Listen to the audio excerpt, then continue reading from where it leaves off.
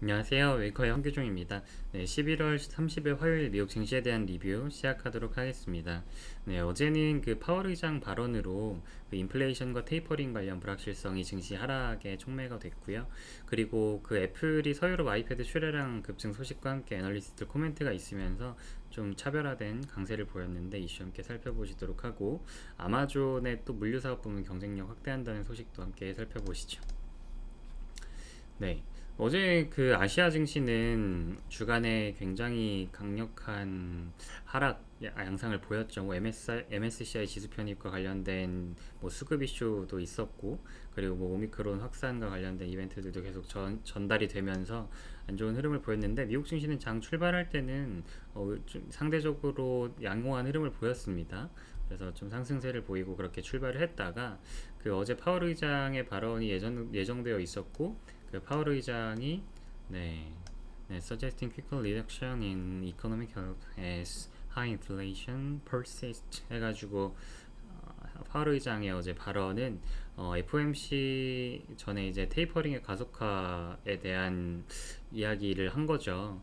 네, 12월 FOMC가 이제 다다음 주에 있는데, 현재 시장에서는 뭐 오미크론이라는 돌발 악재도 있고, 그리고 어느 정도 경기에 대한 지표들이 충분히 확인되지 않은 상황이라고 생각을 해서, 뭐 테이퍼링의 가속이나 아니면은 뭐 금리 인상과 같은 경기나 증시에 충격을 줄 수 있는 이벤트는 나오지 않지 않을까라는 생각을 하다가, 파월 의장이 발언을 하자마자 이제 그동안 또 계속 우려가 되고 있던 시중 유동성 회수에 대한 것이 다시 불거졌죠. 네, 그러면서 테이퍼링의 가속화가 적절하다라는 것 때문에 오미크론에 대한 경기 여파하고 더불어서 시중의 유동성이 회수가 되고, 그러면서 어떤 투자 시장에 주식 시장의 자금이 줄어드는 거 아닌가 하는 우려가 있었고요. 그런데 그 이 부분에 대해서는 아직 12월 FOMC에서의 테이퍼링 가속화를 논의하는 게 적절하다고는 파월이 얘기를 했지만, 그 오미크론에 대한 연준의 경제 전망이 아직 나오지 않았다는 언급이 추가로 있었어요, 파월 의장이. 그래서 이 데이터가 뭐 그제도 말씀드렸다시피 뭐 화이자나 모더나가 지난주 금요일에 한 2주 이내에 발표를 하겠다. 오미크론과 관련된 뭐 기존 백신의 예방률이라든지 치명률이라든지 이런 데이터를 발표를 하겠다고 했다 보니, 이 부분이 반영이 된 연준의 경기 전망은 12월 FOMC에서 어느 정도 코멘트가 나오지 않을까 싶고, 12월 FOMC는 이제 12월 14일부터 예정이 되어 있다 보니까 한 2주 정도 관련된 불확실성이 시장에 영향을 주겠다라는 것은 저희가 생각해 볼 수 있을 것 같습니다. 네, 그렇고, 그리고 뭐 어제 파월 의장 발언이 있으면서 뭐 오미크론도 확산되는 양상이다 보니까 미국제 10년물 금리 뭐 경기 전망에 대한 좀 상대적으로 뭐 낙관적 전망이 후퇴를 했다라고 볼 수 있을 것 같고, 원유 유가도 좀 빠졌습니다. 네, 그랬고, 어제 뭐 증시는 뭐 보시다시피 지수가 이렇게 쭉 하락을 했는데, 애플 차별화되게 3% 가까운 상승을 했어요. 애플 시가총액을 감안하면은 굉장히 높은 상승폭을 보인 거죠.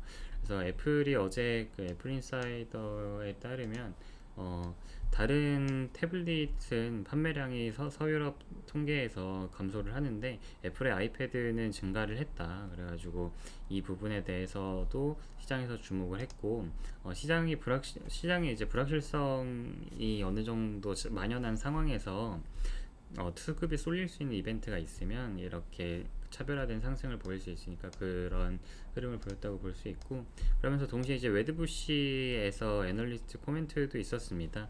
네, 웨드부시에서 애널리스트가 그 공급망 이슈가 계속되고 있는데, 애플에 대한 수요는 뭐 이런 추수감사절 연휴를 더불어서 폭발적이다라고 이야기를 했고, 아무래도 그 애플이 안정적인 현금 흐름과 탄탄한 사업 경쟁력을 가지고 있다 보니까 자금이 안전자산으로 이동하는 현상과 맞물려 가지고 좀 상승을 보인 게 아닌가 하는 그 또 코멘트도 니드하면서 같이 있었어서, 하루에 좀 이벤트가 몰리면서 이런 상승 흐름을 보이지 않았나 싶습니다. 네, 그리고 뭐 아마존이 주가는 빠지기는 했는데, 네, 아마존 주가가 빠지긴 했는데 아마존은 이벤트가 있어요. 아마존에서 지금 물류 사업 부문에 대해서 지속적으로 확대를 하겠다라는 이야기고 이제 2022년을 지나가면서 기존에 이제 강자들 있죠. UPS나 페덱스를 넘어서겠다라는 이야기를 했습니다. 네, 아마존의 UPS나 페덱스를 넘어서겠다는 이야기가 있으면서 기존에도 코로나 관련해서 아마존이 여러 물류 투자를 계속 해왔잖아요. 뭐 드론이라든지 뭐 여러 무인 배송 시스템에 대해서 그리고 뭐 리비안에다가는 지분 투자까지 해서 전기 트럭을 통해 그리고 앞으로의 자율주행 기술을 접목을 하면서 운송에서의 혁신을 이루어내겠다라는 이야기가 있어서 기존 물류 업체들한테는 위협적이었는데 어느 정도 세기를 박는 발언이 아니었나라는 세기를 박는 보도가 아니었나 싶고요. 그 아마존의 물류 부문의 확장은 지속적으로 저희가 주목해 봐야 될 이슈일 것 같습니다. 네. 그 아마존과 같은 경우는 수직 계열화를 할 수 있는 부분이 제품이 어떤 유통할 제품이 생산된 이후에는 뭐 유통 체인을 가져가는 유통에 대한 밸류 체인 그리고 어느 정도 그 구매와 판매가 이루어질 수 있는 그 온라인 유통 채널인 아마존닷컴을 운영하는 그런 부분에 대한 것들이 뭐 이런 원가 절감성 이슈와 그리고 물류 자체의 경쟁력 강화에 대한 이슈가 결합하면 이익 성장이 나올 수도 있는 잠재력이 있다라고 볼 수 있을 것 같아요. 그래서 기존 물류 업체들과의 추이를 함께 살펴보시면 좋을 것 같고요. 그리고 이제 화이자는 그 화이자의 기존 코로나 치료제가 그 치료제로서 오미크론 변이에 효과가 있을 것 같다라는 코멘트가 있으면서 상승을 했고 뭐 모더나는 뭐 지난주에 뭐 20% 넘는 급등을 금요일에 하루 보이고 어제도 11% 가까이 급등을 하다 보니까 거의 한 40%를 연일 급등을 하면서 어느 정도 차익 매물성으로 좀 매물이 출회를 했습니다. 뭐 매물 출회에 대해서는 뭐 어제 CEO 코멘트가 맨날 뭐 우리 나오고는 있긴 한데 뭐 기존 코로나 백신이 오미크론에 대해서 영향을 줄 수 있을지가 불확실하다. 그러니까 예방률을 충분히 가져갈 수 있는지에 대해 좀 불확실하다라는 코멘트는 있었고요. 이거는 이제 공식 발표 나오기 전까지 계속 이런 코멘트들 주목해 보면서 우리가 이 오미크론에 대한 오미크론 변이의 경제 불확실성은 이번 파월 의장 발언에서도 있다시피 전 세계가 주목하고 있으니까 계속 함께 다뤄드릴 수 있도록 하겠습니다.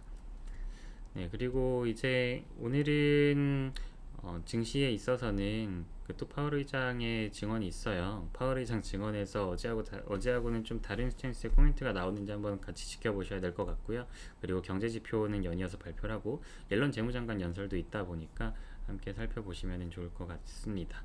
뭐 연설에서 어제 발언하고 좀 더 스탠스가 다른 뭐 경기에 대한 이벤트 아니면 유동성에 대한 이벤트에 초점을 맞춘 발언이 나오면 또 증시는 차별화된 또 흐름을 보일 수 있으니까 이슈 나오면은 함께 살펴보시고 내일 또 다뤄드릴 수 있도록 하고요.